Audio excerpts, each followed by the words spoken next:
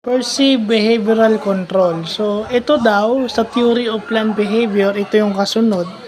Ito daw kung paano nakikita o ano ang tingin ng isang tao kung gaano kahirap at kadali yung isang behavior kapag ginagawa niya or kapag he puts it into action, gaano kahirap at gaano kadali. Kasi kung paano niya nakokontrol yun, ibig sabihin, pag in control siya, madali. Pag out of control siya, mahirap. So, yung perceived behavioral control. So, yun yung pala. May mga ganun pala yan. Sa management kasi yan. Diba? Gaano kahirap sa'yo na ipakita o i-manifest yung ganung behavior at gaano kadali. So, yun lang yun. Lagay na lang natin sa ganun.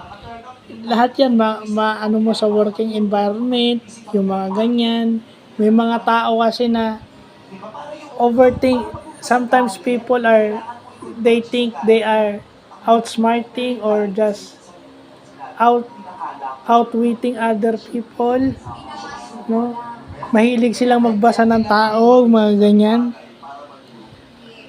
Pero dahil ginagawa nila yon, nahihirapan silang ilabas yung behavior nilang tama because they think too much.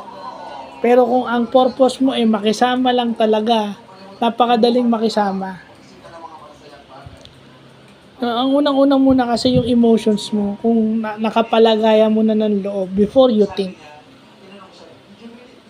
So, yun lang po.